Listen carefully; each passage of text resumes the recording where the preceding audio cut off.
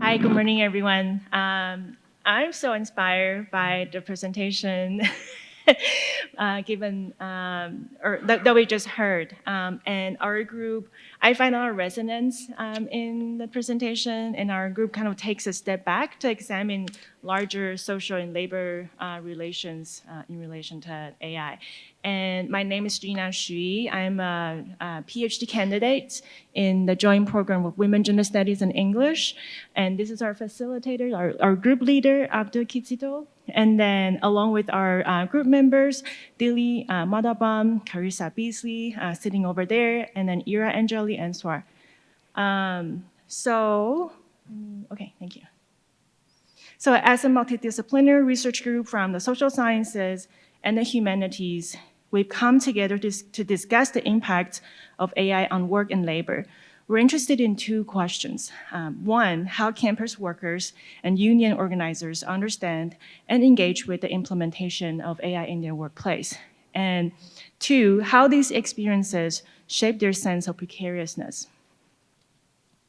In the past 4 months, we reviewed relevant literature and together designed a mixed method study that will help us better conceptualize and theorize how the adoption of AI technologies in the university shapes workers' changing experiences of precarity. And precarity is really our key word here.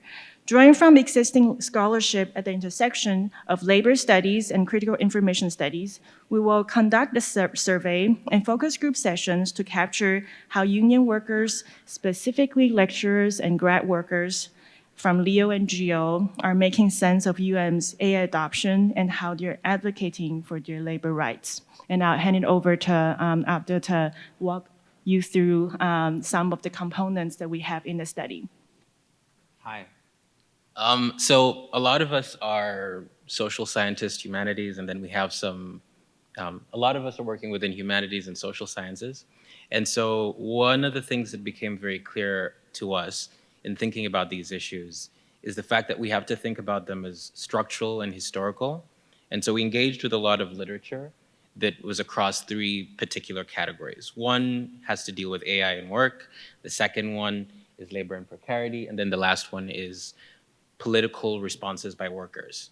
And this is how we come to our framing of unions. So generally, the literature that we examined on AI and work informed us that the long-term implications of AI in the workplace are currently unknown. So it's an open field. It's generally agreed that AI will dramatically change how people work.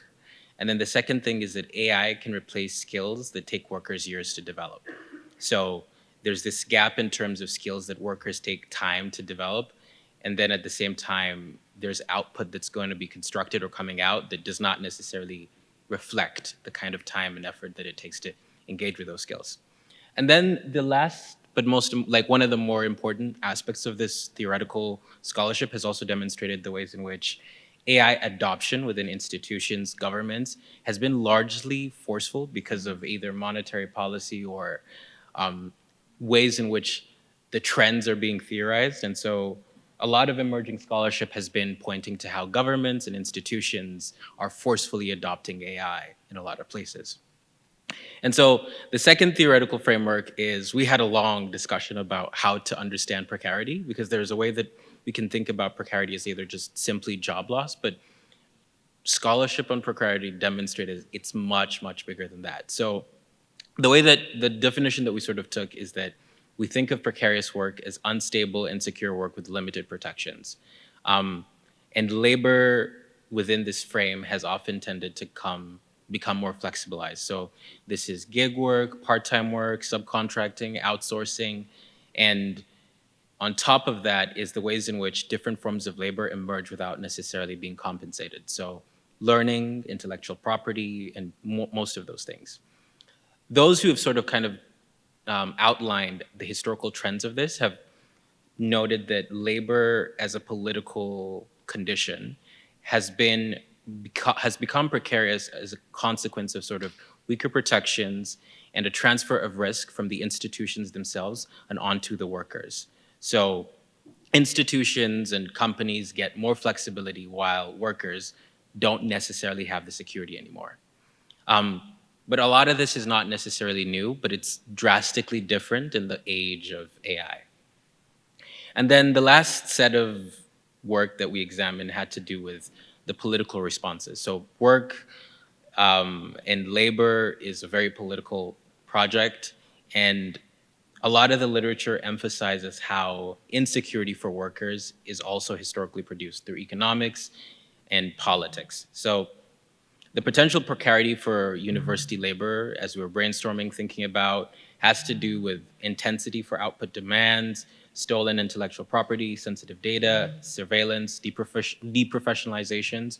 One of the things that we examined to inform our sense of where people are thinking about this is already existing union contracts, particularly on our campus. And there are one-page memos that are detailing how people want certain specific protections made. So to our earlier question about workers and union organizers and how they understand the implementation in their workplace, and specifically within a context of campus, we thought about our place, GEO and LEO being the two most active unions on campus, and already addressing unprotected employment benefits like healthcare, paid leave. And a lot of the scholarship on precarity is emphasizing the fact that a lot of the protections that we take for granted are quite literally taken for granted. Like, we don't have to take some of those things for granted. So we came up with essentially a survey and a focus group script. The methods are just two: focus groups and a survey. And the survey would have had to have been administered through Qualtrics, and it would be measuring AI awareness exposure, AI use in the workplace and environments, external precarity and future prospects. And we estimated about 20 to 30 minutes for folks to be able to fill that out. And then the focus groups are random sample groups of lecturers and GSIs to discuss questions. We had a rich discussion about whether to exclude people who are not union workers or people who are workers but part of unions. So it's just generally lecturers and GSIs. And the questions are generally about where they see AI emerge within their work, and what concerns they have about that. So within our script, we have background, AI at your workplace, employment protections, and other issues that participants sort of would like to raise. And this is sort of trying to get at the other ways in which precarity is not necessarily something that you can pin down as just one thing. So we had a script of 13 main questions, and this is a sample of what some of the questions look like. The survey, for example, in measuring awareness and exposure, we have: how familiar are you with AI tools like ChatGPT, Copilot, Grammarly AI? AI use in their own work or work environments, focusing on teaching and research and administrative tasks. Have you used AI tools to assist in teaching? And then measuring external precarity and future prospects. There are a lot more questions than this, but these are just a sample of the questions. To what extent do you feel that not using AI frequently could put you at a disadvantage for your future career? And then the focus groups are intended to be more open-ended questions to engage in more conversation, to see how people are talking about these things and what other things they would mention that are not necessarily reflected in our own assumptions about these issues. So one is, what aspects of your work might feel precarious to you?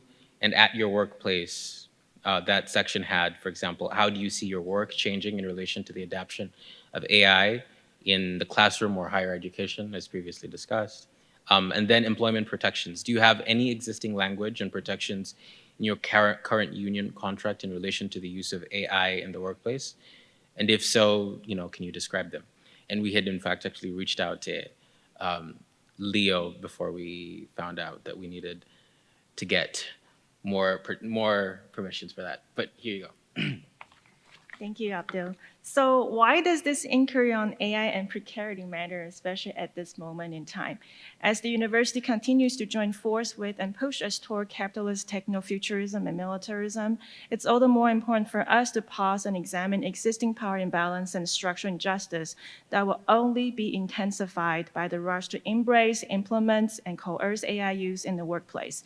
As grad workers, we're keen to understand and articulate the terrains of precarity in aspects of research, teaching, teaching and administrative labor to aid our solidarity efforts and demand for a livable life and healthy working conditions. So while grounded at U of M, our study also has the potential to inform critical assessment of AI adoption at an increasingly fast pace across higher education in the United States. Thank you all.